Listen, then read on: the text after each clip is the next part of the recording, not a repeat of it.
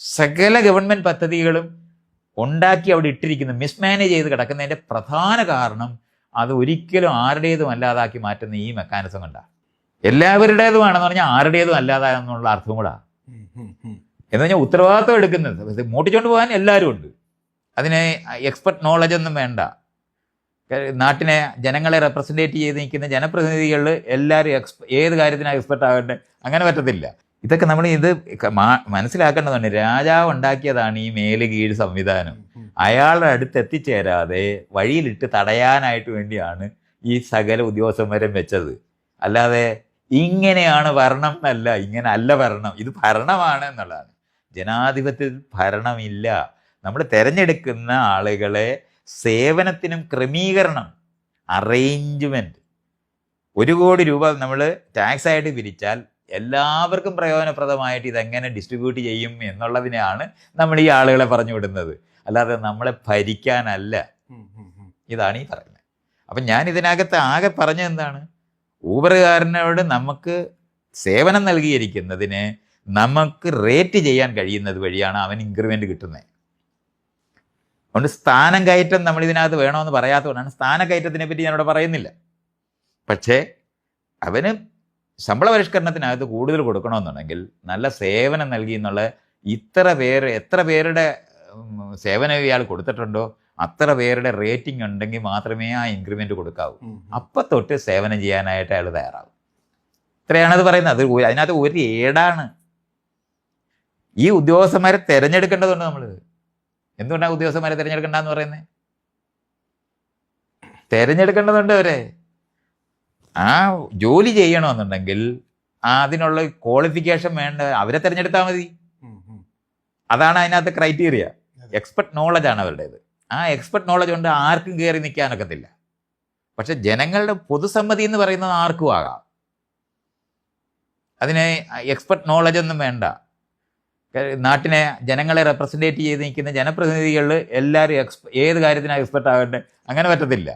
മറ്റേത് എൻജിനീയറിംഗ് അറിയേണ്ട ഒരാൾ എൻജിനീയറിംഗ് ഡിപ്പാർട്ട്മെൻറ്റിനകത്ത് വരണം എന്നുള്ളതിന് നമുക്ക് സംശയമൊന്നും വേണ്ട. ഡോക്ടർ ഉണ്ടെന്നുള്ളത് അറിയാൻ. അപ്പം അതൊക്കെ നമുക്ക് കൃത്യമാക്കാൻ പറ്റും. പക്ഷെ തിരഞ്ഞെടുപ്പില്ലാത്ത ഒരു സ്ഥലം ഉണ്ടായിക്കൂടാ. ട്രാൻസ്ഫർ പാടില്ല. ഇതെന്തിനാണ് ട്രാൻസ്ഫർ? ഇന്ത്യക്കാരെ ഭരിക്കാൻ വേണ്ടി ബ്രിട്ടീഷുകാരുണ്ടാക്കിയതാണ് ഈ അഡ്മിനിസ്ട്രേഷൻ സിസ്റ്റം. അവർക്ക് നാട്ടുകാരുമായി ബന്ധം ഉണ്ടാകാതിരിക്കാൻ വേണ്ടിയാണ് ട്രാൻസ്ഫർ ചെയ്തിരുന്നത്.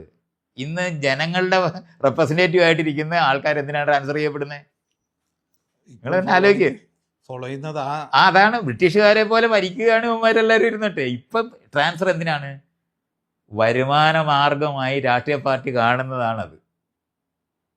ജനറൽ ട്രാൻസ്ഫർ എന്ന് പറഞ്ഞ് ഒരു പ്രയോജനമില്ലാതെ ചെയ്തുകൊണ്ടിരിക്കുന്നു. ഒരു IAS കാരൻ ഒരിടത്ത് ജോലി ചെയ്തുകൊണ്ടിരിക്കുന്നവൻ ഒരു പദ്ധതി അങ്ങോട്ട് ഉണ്ടാക്കി വെക്കുന്ന ദിവസം അവനെ ട്രാൻസ്ഫർ ചെയ്യും. ആ പദ്ധതി അവിടെ കിടക്കും. സകല ഗവൺമെൻറ് പദ്ധതികളും ഉണ്ടാക്കി അവിടെ ഇട്ടിരിക്കുന്നു, മിസ്മാനേജ് ചെയ്ത് കിടക്കുന്നതിൻ്റെ പ്രധാന കാരണം അത് ഒരിക്കലും ആരുടേതും അല്ലാതാക്കി മാറ്റുന്ന ഈ മെക്കാനിസം കൊണ്ടാണ്. നമ്മൾ ഈ ചെയ്യുന്ന പ്രവൃത്തി കൊണ്ട് ലോകത്ത് പ്രോപ്പർട്ടി എന്ന് പറയുന്നത്, ധനം അല്ലെങ്കിൽ വസ്തു എന്നൊക്കെ നമ്മൾ പറയുന്നത് ആരുടെക്കെങ്കിലും അതിനോട് മമതയും ഇഷ്ടമൊക്കെ തോന്നണം. നമ്മുടെ ഭൂമിയാണ്, നമ്മുടെ നാടാണെന്ന് തോന്നിയാൽ നമ്മളത് സംരക്ഷിക്കാൻ നോക്കും.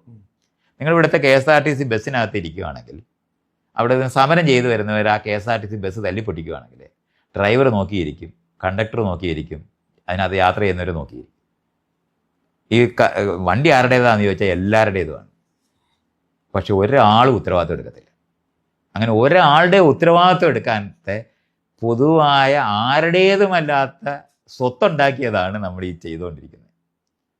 ഇതുകൊണ്ടാണ് പബ്ലിക് റോഡ്, കാട്ടിലെ തടി തേവരുടെ ആന വലിയെന്ന് പണ്ട് പറയുന്ന അതേ സ്ഥലത്താണ് ഈ സാധനങ്ങളെല്ലാം നിൽക്കുന്നത്. ഇതൊന്നും നമ്മൾ അന്വേഷിക്കാറില്ല, ചിന്തിക്കാറില്ല. എല്ലാവരുടേതുമാണെന്ന് പറഞ്ഞാൽ ആരുടേതും അല്ലാതായെന്നുള്ള അർത്ഥം കൂടാ. എന്ന് പറഞ്ഞാൽ ഉത്തരവാദിത്വം എടുക്കുന്നത് മോട്ടിച്ചോണ്ട് പോകാൻ എല്ലാവരും ഉണ്ട്. അത് കൃത്യമായിട്ട് അറിയണം. മോട്ടിക്കാനാണ് എന്ന് പറഞ്ഞാൽ എല്ലാവരുടേതെന്ന് പറഞ്ഞാൽ അപ്പോൾ അടിയോടണം. ഉത്തരവാദിത്വം എടുക്കണമെന്ന് പറഞ്ഞാൽ ഉത്തരവാദിത്വം ഇല്ലാതെ പെരുമാറാനായിട്ടുള്ള ലൈസൻസ് മാത്രമായിട്ടാണ് നമുക്ക് ഈ ഭരണം നിൽക്കുന്നത്.